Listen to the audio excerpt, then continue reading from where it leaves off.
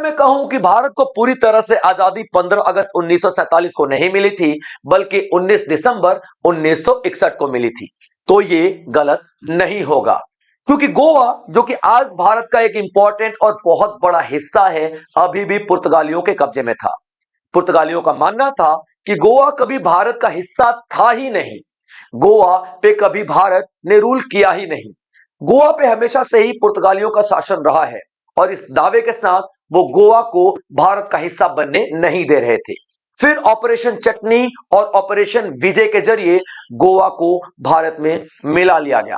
यह एक important decision था उस वक्त के प्रधानमंत्री पंडित जवाहरलाल नेहरू की तरफ से। तो देखते हैं किस तरीके से महज 36 घंटे में 451 साल का शासन खत्म कर दिया गया। आज हम देखेंगे कि गोवा किस तरीके से भारत का हिस्सा बनता है। तो चलिए शुरुआत करेंगे, लेकिन लेक्चर में अंत तक बने रहेंगे, क्योंकि लेक्चर में एक एक पॉइंट पे बात करूंगा, हर एक पॉइंट पे डिस्कशन करेंगे। आप लोग छोटे छोटे नोट्स बनाते चलेंगे अगर रिक्वायरमेंट लगे तो, अदरवाइज लेक्चर तो आप लोग देखिए। लेकिन सबसे पहले देखेंगे कि किस तरीके से गोवा पुर्तगालियों के अंडर में चला गया, यानी कि पोर्चुगीज का हिस्सा बन गया। Goa became the Portuguese colony 1510। 1510 में गोवा को 1510 में गोवा को जो एक उस टाइम के बीजापुर का शासक हुआ करते थे, उस टाइम बीजापुर के शासक हुआ करते थे आदिल शाह। याद रखना, एक एक नाम में जो लिख रहा हूं, ठीक है। बीजापुर के शासक हुआ करते थे आदिल शाह, आदिल शाह, ठीक है बच्चों, आदिल शाह। अब ये आदिल शाह की जनता और बहुत ज्यादा परेशान थी आदिल शाह से, क्योंकि आदिल शाह का ही गोवा पे कब्जा था, गोवा पे आदिल शाह का ही कब्जा हुआ करता था। तो आदिल शाह की जनता जो थी बहुत ज्यादा परेशान थी। मतलब बीजापुर के शासक थे, उन्हीं के अंडर में गोवा था, और जो बीजापुर के शासक आदिल शाह थे, इनके जो रूल रेगुलेशन थे काफी ज्यादा सख्त थे, जिसकी वजह से जनता काफी ज्यादा परेशान थी। और उस वक्त तक पुर्तगाली भारत में आ चुके थे। पहला जो पुर्तगाली भारत आया था वो आया था 1498 में, जिसका नाम क्या था, Vasco D gamma, Vasco D gamma, ठीक है, वास्को डी गामा। और वास्को डी गामा जब आया था तो बहुत सारे मसाले लेकर के गया पुर्तगाल में। तो वहां पे जो वहां के किंग थे, वहां की गवर्नमेंट थी, उन्होंने पूरी आर्मी भेज दी ये इंडिया में, कि जाओ इंडिया में आर्मी भेज रहे हैं, और इंडिया में जरूरत पड़े तो लड़ाई करो, कब्जा करो, कुछ भी करो, लेकिन इंडिया के साथ अपना ट्रेड स्थापित करो, अपना व्यापार स्थापित करो। तो पुर्तगाली तब तक भारत में आ चुके थे, और इनके पास अच्छी बोटें थी, अच्छे हथियार थे, अच्छी टेक्निक थी। तो बीजापुर की जनता ने इनवाइट किया किसको, बीजापुर ने जनता ने इनवाइट किया किसको, तो पुर्तगालियों को, पुर्तगालियों को इनवाइट किया कि आप हमें इस आदिल शाह से, इस आदिल शाह से छुटकारा दिलाओ। तब पुर्तगालियों का एक वाइसरॉय हुआ करता था उस वक्त का, जो कि 1509 से लेकर के 1516 तक भारत में रहा था, जिसका नाम था अल्फांसो दी अल्बुकरक। तो अल्फांसो दी अल्बुकरक ने अटैक किया गोवा पर, यानी कि आदिल शाह पर, और आदिल शाह को हरा दिया, और गोवा तभी से हिस्सा बन गया पुर्तगालियों का। अब जनता को क्या लगा था, बीजापुर की जनता को या फिर गोवा की जनता को क्या लगा था, कि जैसे ही पुर्तगाली हरा देंगे आदिल शाह को, ये चले जाएंगे। लेकिन यहां हो गया उल्टा। यहां क्या, पुर्तगालियों ने अपना शासन बना लिया गोवा के अंदर में, शासन बना लिया, यहां तक कि अपना कैपिटल बना लिया गोवा को, और अपना व्यापार शुरू कर दिया। जनता कमजोर थी, पुर्तगालियों का कुछ भी नहीं कर पाए। नो डाउट आदिल शाह ने रिटेलिएट करने की कोशिश की, दोबारा गोवा को पाने की कोशिश की, लेकिन वो असफल रहा था, नहीं पा पाया। अब जनता ना इधर की रही ना उधर की रही, और जो आदिल शाह शासन था उससे भी ज्यादा क्रूर शासन, उससे भी ज्यादा बेकार शासन, उससे भी ज्यादा दमनकारी शासन गोवा पे पुर्तगालियों का रहा है। गोवा पे पुर्तगालियों ने कुछ ऐसे रूल लगाए जैसे कि गोवा उनका लोकल बन गया। जैसे कि पुर्तगीज से बोला गया कि आप यहाँ की लोकल शादियां करो, लोकल औरतों से शादियां करो। ऐसे क्या होगा, हम धीरे धीरे धीरे धीरे इनका हिस्सा बनेंगे, और एक ऐसा वक्त आएगा जब इनके पूरे एरिया को हम लोग कब्जा कर लेंगे। कल्चरल भी हमारा हो जाएगा, हमारा कल्चर हो जाएगा, हमारी भाषा बोली जाएगी, हमारा रीति रिवाज चलेगा। तो पहले शादियां करने की बात की गई, फिर बात किया गया कि इन पे हम लोग टैक्सेस लगाएंगे, फिर बात किया गया कि हम अपने त्योहार यहां पे मनाने के लिए इनको फोर्स करेंगे। और जो सबसे बड़ा पार्ट था पुर्तगालियों ने किया वो था धर्मांतरण। यानी कि धर्म को चेंज कर देना। वो चाहते थे कि क्रिश्चियन फैलाया जाए, लेकिन भारत के लोग क्रिश्चियन नहीं मानते थे। तो जो नहीं मानते थे, जो नहीं बदलना चाहते थे अपना धर्म, उनका परसिक्यूशन किया गया, यानी कि सीधा उनका गला काट दिया गया, उन्हें मौत के घाट उतार दिया गया, मार दिया गया। अब उनका जो ये क्रूरता जो थी इतनी ज्यादा बढ़ती चली गई कि जनता पूरी तरीके से परेशान हो गई। लेकिन जनता करती भी तो क्या करती, इनके पास हथियार थे, इनके पास ताकत थी, और धीरे धीरे करके गोवा पूरी तरीके से पुर्तगालियों के अंडर में आ गया। आज भी जब आप गोवा जाते हो ना, तो ऐसा लगता है किसी फॉरेन कंट्री में हो, क्योंकि पुर्तगालियों का असर आज भी गोवा पर देखने के लिए मिलता है। आज भी उनका कल्चर देखने के लिए मिलता है, आज भी उनके रीति रिवाज देखने के लिए मिलता है। इसी वजह से जब भी हमें लगता है कि यार थोड़ा चिल मारना है, थोड़ा वेस्टर्न स्टाइल में चिल मारना है, तो हम केदारनाथ नहीं जाते हैं, हम जाते हैं गोवा। हम द्वारका नहीं जाते हैं, बनारस नहीं जाते हैं, वृंदावन नहीं जाते हैं, उज्जैन नहीं जाते हैं, हम जाते हैं गोवा, अगर हमें वेस्टर्न तरीके से चिल मारना है तो। लेकिन अगर धर्म की बात है तो हम जाते हैं उज्जैन, हम जाते हैं वृंदावन, हम जाते हैं केदारनाथ, हम जाते हैं द्वारका, हम जाते हैं बनारस, हम शिरडी जाते हैं, अलग अलग जगह जाते हैं। तो गोवा पर आज भी इसका असर देखने के लिए मिलता है। तो आप अंदाजा लगा सकते हो कि किस तरीके से पुर्तगालियों ने गोवा के कोने कोने में अपना असर छोड़ा था। अब जनता काफी ज्यादा परेशान थी। अब 200-250 साल यूं ही निकल जाते हैं, दमनकारियां नीति चली रही होती है पुर्तगालियों की। और याद रखना, अंग्रेजों का जो शासन था ना, जो अंग्रेजों का शासन, ईस्ट इंडिया कंपनी का नहीं, अंग्रेजों का शासन तकरीबन 200 साल था। वो 200 साल में, ठीक है, उतना दमनकारी नीतियां अंग्रेजों ने नहीं अपनाया जितना कि पुर्तगालियों ने अपनाया है। लेकिन इसको हम लोग नहीं पढ़ते हैं, क्योंकि पुर्तगाली गोवा पे थे और गोवा में बहुत ज्यादा आंदोलन आजादी का हम लोगों ने नहीं चलाए। हम लोगों ने चलाए, लेकिन तब चलाए जबकि 1946 में पहली बार राम मनोहर लोहिया ने वहां पे आंदोलन किया, 1946 में। उसके पहले हम लोगों ने गोवा में कोई आंदोलन ही नहीं किया था। तो इसको हम लोग नहीं पढ़ते हैं, ठीक है, नहीं पढ़ते हैं। लेकिन गोवा में बहुत ज्यादा दमनकारी नीतियां अपनाई जा रही थी पुर्तगालियों के द्वारा। धीरे धीरे धीरे धीरे एक तरफ भारत के अंदर चल रहा है आजादी का संग्राम अंग्रेजों के खिलाफ, और वहीं गोवा में चल रहा है, गोवा के जो वासी थे, गोवान जिनको हम लोग कहते थे, तो गोवान पुर्तगालियों के खिलाफ लड़ रहे हैं और भारतीय अंग्रेजों के खिलाफ लड़ रहे हैं। इस तरीके से पैरेलल एक लड़ाई चल रही है दोनों के अलग अलग दिशाओं में। अब देखिए, ग्रोथ ऑफ नेशनल मूवमेंट। अब किस तरीके से गोवा में नेशनल मूवमेंट चलने लगे। अब ये वही वक्त था जब भारत के अंदर आजादी की लड़ाई चल रही थी। गोवा के वासी देख रहे थे कि भारत जब अपनी आजादी की लड़ाई लड़ सकता है तो हम क्यों नहीं लड़ सकते हैं। याद रखिएगा, ठीक है, उस टाइम पे गोवा भारत का हिस्सा नहीं था, इसलिए गोवाओं को लग रहा था कि भारत लड़ सकता है तो हम क्यों नहीं लड़ सकते हैं। और यहां से उनको बहुत ज्यादा एक एक अब होता है ना कि आत्मशक्ति मिली कि यार हम लोग भी ये काम कर सकते हैं। तो धीरे धीरे उनके अंदर एंटी कॉलोनियल फीलिंग डेवलप हुई। एंटी कॉलोनियल फीलिंग का मतलब पुर्तगालियों के खिलाफ धीरे धीरे भावना उनकी बढ़ने लगी, और धीरे धीरे उन लोगों ने पुर्तगालियों के खिलाफ अपना आंदोलन छेड़ना शुरू कर दिया। अभी देखिए सब कुछ धीरे धीरे चल रहा है, यानी कि एकदम से गुस्सा फूटा नहीं है। अब देखिए उसके बाद क्या होता है, मास मूवमेंट आता है। धीरे धीरे एक नेशनलिज्म की फीलिंग्स बढ़ रही हैं, धीरे धीरे आंदोलन की भावनाएं बढ़ रही हैं, और मास मूवमेंट शुरू हो जाता है। कब? जब पुर्तगाली कुछ ऐसे एक्शंस लेते हैं जो कि वहां के जनता के खिलाफ होते हैं, सख्त खिलाफ होते हैं। जैसे कि कोई भी पॉलिटिकल पार्टी नहीं बना सकती, वहां की जनता कोई भी पॉलिटिकल पार्टी नहीं बना सकती। पॉलिटिकल कंट्रोल जो रहेगा पुर्तगालियों का रहेगा। उसके बाद कोई भी फ्रीडम ऑफ स्पीच नहीं थी, अखबारों में कोई भी गोवा के व्यक्ति कुछ नहीं लिख सकते थे पुर्तगालियों के खिलाफ, कोई भी पब्लिक मीटिंग नहीं कर सकते थे, और इंडियंस को वहां पे सेकंड क्लास सिटीजन समझा जाता था। सेकंड क्लास सिटीजन का मतलब क्या होता है, निचले दर्जे के लोग समझा जाता था इंडियंस को। उसके बाद आर्बिट्रेरीली अरेस्ट किए गए, पनिशमेंट दी गई, यूं ही है, 4 लोग खड़े हैं, पकड़ो उनको और जेल में ठूस दो। इस तरीके की बहुत सारी दमनकारी नीतियां अपनाई गई पुर्तगालियों के द्वारा। अब धीरे धीरे करके आंदोलन बढ़ता चला गया, इसके खिलाफ लोगों का गुस्सा बढ़ता ही चला गया, भड़कता चला गया। अब पुर्तगालियों के खिलाफ भी वही हो रहा था जो भारत में ब्रिटिशर्स के खिलाफ हो रहा था। दोनों जगहों की जनता अपने अपने कॉलोनियल रूल के खिलाफ लड़ने लगी थी और बहुत मजबूती से डटकर उनका सामना कर रही थी। तभी देखिए और कुछ किया गया पुर्तगालियों के द्वारा। जैसे कि सिविल राइट जो थे वो खत्म कर दिए गए, पॉलिटिकल फ्रीडम तो पहले ही खत्म थी, सिविल राइट खत्म कर दिए गए। लोगों का गुस्सा और ज्यादा बढ़ गया कि भाई ये क्या कर रहे हो, किस तरीके से डिस्क्रिमिनेशन किया जा रहा है, हमें दबाया जा रहा है।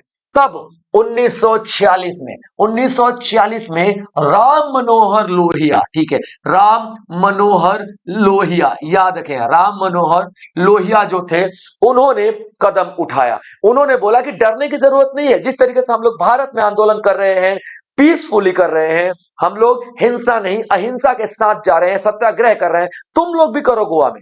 तब राम मनोहर लोहिया ने वहां के लोगों को समझाया बुझाया, आत्मशक्ति दी कि तुम भी ये कर सकते हो, और खुद राम मनोहर लोहिया गए और उन्होंने प्रोटेस्ट को लीड करने की कोशिश की। तो ये 1940 में राम मनोहर लोहिया कहां पहुंच जाते हैं, तो गोवा में पहुंच जाते हैं।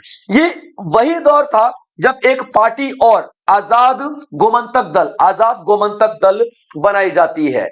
अब देखिए क्यों आजाद गोमंतक दल बनाई गई, क्योंकि राम मनोहर लोहिया का जो मेथड था वो कौन सा था, गांधी जी वाला था, यानी अहिंसा के साथ आप लोग प्रोटेस्ट करो, बैठ के धरना दो, भूख हड़ताल करो, ये सब।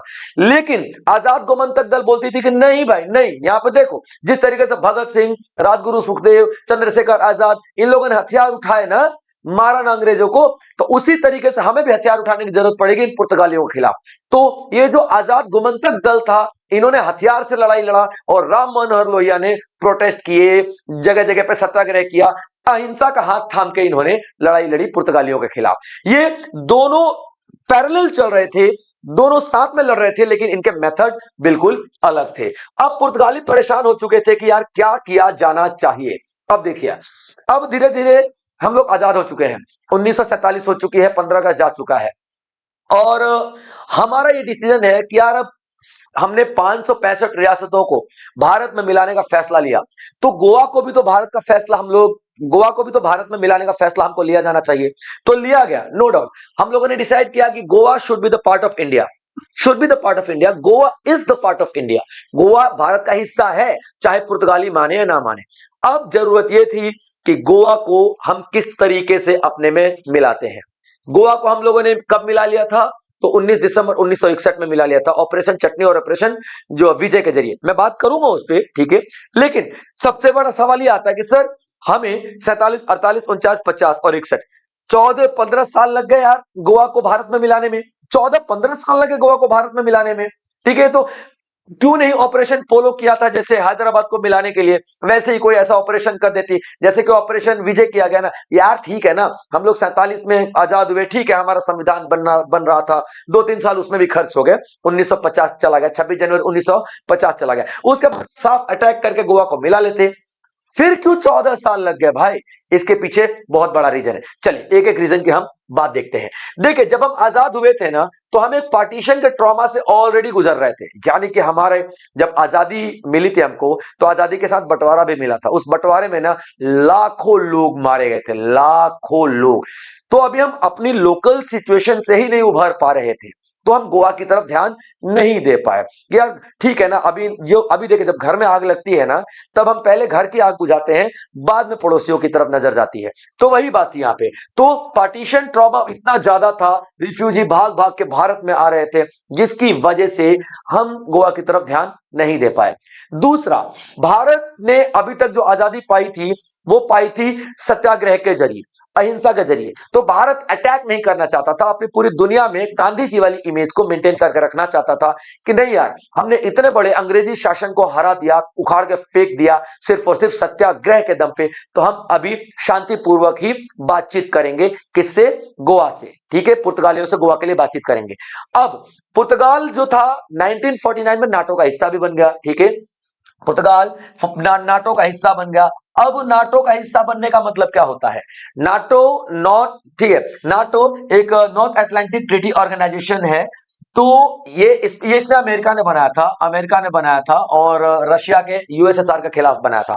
इसका एक रूल है कि इसमें जितने भी देश है ना, किसी एक पे अटैक, अगर किसी एक पे अटैक होगा, ठीक है, पर अटैक होगा, तो माना जाएगा कि सभी पे अटैक हो रहा है और सभी देश मिल करके उस देश के खिलाफ लड़ेंगे जिसने नाटो मेंबर पे अटैक किया है।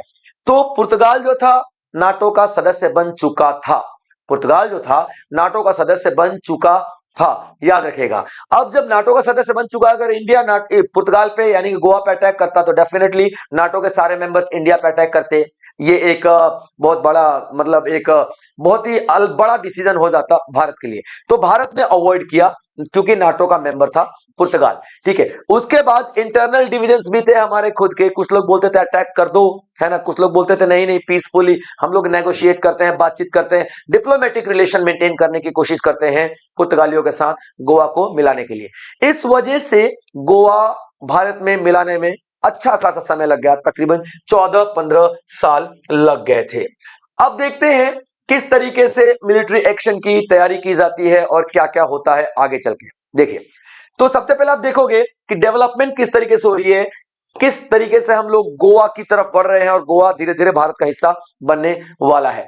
अभी देखिए, भारत का गोवा के साथ यानी पुर्तगालियों के साथ डिप्लोमेटिक रिलेशन तो थे। डिप्लोमेटिक रिलेशन का मतलब क्या है कि वहां के लोग आ सकते हैं, कहां पे आ सकते हैं, गोवा के लोग भारत में आ सकते हैं, भारत के लोग गोवा में जा सकते हैं बिना बिना किसी वीजा के।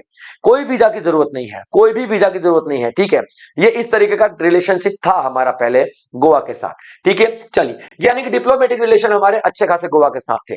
अब आंदोलन तो चल ही रहा था, है ना, और भारत बातचीत भी कर रहा है। यानी कि गोवा में गोवांस जो थे, गोवा के लोग जो थे, गोवांस बोलते हैं उनको, वो तो प्रोटेस्ट कर ही रहे थे और हम भी अपना अपना कोशिश कर रहे थे कि गोवा भारत का हिस्सा बन जाए।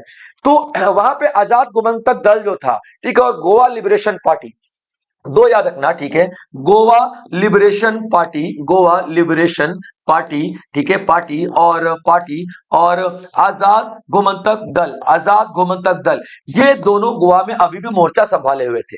ये दोनों ने दादर और नागर हवेली को अपने कब्जे में कर लिया 1954 में ही, याद रखना।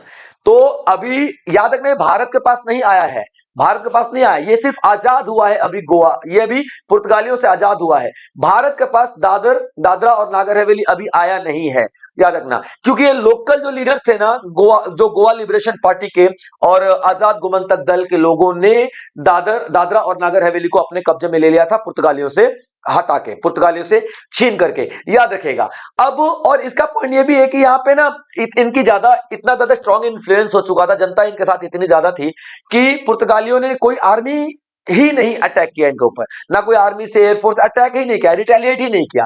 तो दादरा एंड नागर हवेली बड़ी आसानी से आजाद हो गया, पुर्तगालियों के कब्जे से हट गया था। उसके बाद यहां पे और हौसला मिला, गोवा के फ्रीडम फाइटर्स को और हौसला मिला और ज्यादा, यार हमने दादरा नागर हवेली पे कब्जा कर लिया है, यानी कि गोवा भी अब हमारा दूर नहीं है। तो धीरे धीरे धीरे धीरे अब कहानी और आगे बढ़ेगी, और कहानी तब आगे बढ़ेगी जब भारत डिसाइड करेगा कि अब तो हमको ऑपरेशन करना ही पड़ेगा। साल था 1955, साल था 1955 और दिन था 15 अगस्त का, याद रखें 15 अगस्त का। तो गोवा के बॉर्डर पे, गोवा के बॉर्डर पे, गोवा और भारत के बॉर्डर पे भारतीय जवान, नॉट भारतीय जवान, भारतीय जनता, या फिर भारतीय, यूं कह लीजिए कि जो भारतीय लोग जो गोवा की आजादी के लिए प्रोटेस्ट कर रहे थे, उन्होंने गोवा के बॉर्डर पे बहुत सारा एक प्रोटेस्ट करने का प्लान बनाया। और चूंकि आजादी दिवस था, 15 अगस्त था और 1955 का साल था, तो बहुत सारे भारतीय जाके गोवा के बॉर्डर पे धरना देने लगे। अब गोवा की आर्मी, गोवा की पुलिस ने उन पे ओपन फायरिंग कर दी। उसमें 25 लोगों की मृत्यु हो गई। कितने? 25 लोगों की मृत्यु हो गई, याद रखना 25 लोगों की मृत्यु हो जाती है। अब यहां पे नेहरू जी को लगता है कि भाई तो हम बातचीत कर रहे हैं, हम बोल रहे हैं प्यार मोहब्बत से कि गोवा हमारा हिस्सा है, गोवा हमारा हिस्सा है, ये मान नहीं रहे हैं भाई। और ऊपर से इन्होंने हमारे पीसफुल लोगों पे जो कि शांति से धरना दे रहे थे ना, गोलियां चला दी। अब हथियार से ही काम चलाना पड़ेगा।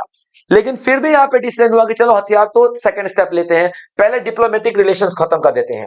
डिप्लोमेटिक रिलेशंस यहां पे खत्म कर दिए गए, किसके साथ? गोवा के साथ। ठीक है, डिप्लोमेटिक रिलेशन। अब डिप्लोमेटिक रिलेशंस का मतलब क्या होता है कि आप अब भारत में बिना वीजा के नहीं आ सकते। अब गोवा से कोई भी भारत में नहीं आएगा, भारत से कोई भी गोवा नहीं जाएगा, जो गोवा का माल भारत में नहीं बिकेगा, भारत का माल गोवा में नहीं बिकेगा। अब इस बात से बहुत ज्यादा परेशान हो गया गोवा, क्योंकि आप पुर्तगाली, क्योंकि गोवा में भाई, गोवा क्या है, लैंडलॉक्ड ही तो है ना, चारों तरफ से उसके पानी पानी तो है। अगर भारत ही उसका साथ नहीं देगा तो आप कहां पे अपना सामान बेचोगे। और इंटरनेशनल लेवल पे पुर्तगालियों के ऊपर छू होने लगी कि भाई इतना शांति प्रिय देश भारत, इतना शांति प्रिय देश भारत, लाठी खा खा के उसने आजादी लिया है, गोलियां नहीं चलाई है। उसने गोवा के साथ, उसने पुर्तगालियों के साथ अपने सारे डिप्लोमेटिक रिलेशंस खत्म कर दिए। एक तो ये था यहाँ पे। दूसरा, जस्ट बिकॉज कि पुर्तगाल नाटो का हिस्सा हुआ करता था, नाटो के मेंबर ने भी भारत का साथ दिया कि नहीं भाई तुम गलत कर रहे हो, ठीक है गलत कर रहे हो, यहाँ पे आपको गोवा को छोड़ देना चाहिए। तो भारत के हौसले और बढ़ गए, तो डिप्लोमेटिक रिलेशंस खत्म कर दिए गए। अब बारी आ जाती है 1961 की। 1961 में एक हमारी भारतीय शिप होती है, भारतीय शिप जाती है और वो तट पे मतलब पेट्रोलिंग कर रही होती है, तो गोवा की आर्मी ने फिर उस पे गोली चला दी और वहां पे हमारे एक जवान की हत्या हो जाती है, हमारे एक जवान की मृत्यु हो जाती है। नॉट हत्या, नॉट मृत्यु, हमारा एक जवान शहीद हो जाता है। अब नेहरू जी को यह लगता है कि ना, अब पानी सर से ऊपर जा चुका है, अब हमको अटैक करना पड़ेगा। और ये नेहरू जी पहले ही नाटो मेंबर्स को बोल चुके थे कि भैया आप कितना भी पुर्तगालियों के साथ आ जाओ, मैं जरूरत पड़ी तो गोवा को भारत में मिलाने के लिए सैन्य आक्रमण भी करूंगा, मिलिट्री अटैक भी करूंगा। और ये दौर आ ही चुका था। नाटो मेंबर्स पुर्तगाल के साथ नहीं थे, वो बोल रहे थे कि भैया तुम फालतू में यार बेकार में उनसे पंगे ले रहे हो, गोवा उन्हीं का हिस्सा है। लेकिन पुर्तगालियों का क्या कहना था, भाई जब हमने गोवा पे कब्जा किया 1510 में, तब हिंदुस्तान नाम का कोई चीज ही नहीं थी, तब तो लोग छोटे छोटे छोटे छोटे छोटे छोटे टुकड़ों में बटे थे। उसके बाद जब हिंदुस्तान दो हिस्सों में बटा तो धर्म के नाम पे बटा ना, मुस्लिमों को मिल गया पाकिस्तान, हिंदुओं को मिल गया हिंदुस्तान। लेकिन गोवा में तो क्रिश्चियंस हैं, गोवा में तो क्रिश्चियंस हैं, तो ये कहां से हिंदुस्तान का हिस्सा हो जाएगा। इसकी दलीलें अपनी जगह सही भी थी, लेकिन अगर हम अखंड भारत को देखें तो Goa was the part of India, जैसा कि आज की डेट में भी गोवा इंडिया का हिस्सा है।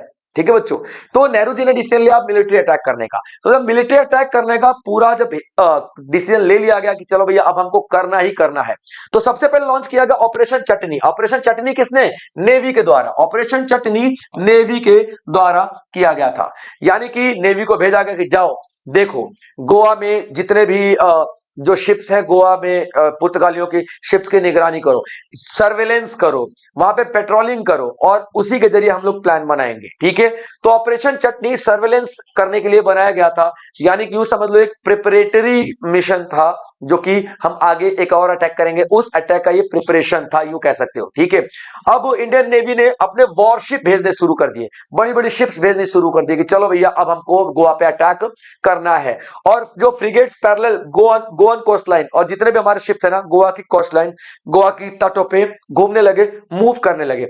इंडियन एयरफोर्स ने अपना ऑपरेशन कंडक्ट किया, ऑपरेशन का नाम था ऑपरेशन चटनी। क्लियर है पॉइंट, यहां पे याद रखेगा। और जैसा कि मैंने बताया एक सर्विलेंस करने के लिए किया गया था, एक प्रिपरेशन था। तो गोवा की जहां जहां भी शिप्स की पोजीशन थी, सभी शिप्स की पोजीशन भारत को पता चल गई कि हम यहां पे उनके शिप्स है, तो हम अटैक करने के लिए तैयार थे। अब हम अटैक करेंगे, उस ऑपरेशन को कहा जाएगा ऑपरेशन विजय। ठीक है, ऑपरेशन विजय, और गोवा का लिबरेशन हो जाता है, गोवा आजाद हो जाता है। अब चटनी में हमको पता चल गया था कि कहां कहां पे क्या क्या चीज है ऑपरेशन चटनी में। अब ऑपरेशन विजय की बारी आती है। इंडियन आर्मी को भेजा जाता है कि चलो अब जाओ और अटैक कर डालो, धावा बोल डालो, कहां पे, गोवा पे। तो तीनों tri services, Indian air force, navy और आर्मी, याद है कि ना कि जो ऑपरेशन चटनी था वो नेवी ने शुरू किया था, ऑपरेशन विजय आर्मी और एयरफोर्स ने शुरू किया था। नो डाउट नेवी इन्वॉल्व थी, इसलिए हम इसको ट्राई सर्विसेज बोलते हैं, लेकिन ऑपरेशन चटनी में सिर्फ और सिर्फ नेवी थी, ये बात याद रख लेना। क्लियर है पॉइंट यहां पे। अब ऑपरेशन को एग्जीक्यूट किया जाता है 17 दिसंबर को, 17 दिसंबर 1961। और ये ऑपरेशन बहुत लंबा नहीं चला, महज 36 घंटे, सिर्फ और सिर्फ 36 घंटे में पुर्तगालियों का 451 सालों का शासन धूल में मिल जाता है। धूल में, यानी कि 0 लेवल पे पुर्तगालियों को लाकर के खड़ा कर दिया जाता है, घुटने टेक दिए जाते हैं। पुर्तगाली कहीं से, अरे अच्छा एक और बात ये भी है, ये इसमें भारत का लक कहो या फिर भारत के आर्मी की बहादुरी कहो, दोनों एक ही बात है। ठीक है, क्योंकि उस टाइम पे ना सुइस कैनाल वाला प्रॉब्लम चल रहा था, यानी कि वेस्टर्न कंट्री से कोई भी सुइस कैनाल से आ ही नहीं सकता था। यहाँ पे इजिप्ट ने ब्लॉक करके रखा हुआ था कि नहीं हम तो ब्लॉक करके रखेंगे, किसी को आने नहीं देंगे। तो पुर्तगाल से आर्मी गोवा की तरफ आ भी नहीं पाई, वरना हो सकता था कि पुर्तगाल से बहुत सारी आर्मी भेज देते और यहाँ हमारी आर्मी को 36 घंटे नहीं लगते, हो सकता था कि 136 घंटे लग जाते, लेकिन गोवा हिस्सा तो जरूर बनता भारत का। लेकिन वहां से पुर्तगालियों की आर्मी आ भी नहीं पाई क्योंकि स्विस कैनल को ब्लॉक कर दिया गया था। वो वाला मुद्दा उस टाइम पे गरमाया हुआ था और यहाँ पे भारत जीत जाता है और ऑपरेशन विजय के तहत मात्र 36 घंटे में, मात्र और मात्र 36 घंटे में हम लोग गोवा को आजाद करा लेते हैं और गोवा आज भारत का हिस्सा है। तो ये वो कहानी है कि दमन, दीव और गोवा को हम लोगों ने आजाद करा लिया था। इसीलिए हम लोग फाइनली 19 दिसंबर को हर साल क्या मनाते हैं, गोवा लिबरेशन डे मनाते हैं, गोवा लिबरेशन डे मनाते हैं। इसीलिए मैं ये कहूंगा कि आज भारत का पूरा जो हिस्सा है इंक्लूडिंग गोवा कब आजाद हुआ था, तो 19 दिसंबर 1961 को आजाद हुआ था। ये मेरा मानना है। ठीक है बच्चों, तो ये ऑपरेशन चटनी, ऑपरेशन विजय की ही बदौलत है कि आज गोवा भारत का हिस्सा है। तो ये थी पूरी कहानी किस तरीके से गोवा भारत का हिस्सा बना। बच्चों आई होप आप लोगों ने एंजॉय किया होगा, हमारे आर्म्ड फोर्सेस की बहादुरी आप लोगों ने देखी होगी, नोट्स भी जरूर बनाए होंगे। चलिए मिलेंगे ऐसे ही कुछ दमदार टॉपिक्स के साथ, तब तक आप लोग अपना ध्यान रखेंगे बच्चों। जय हिंद।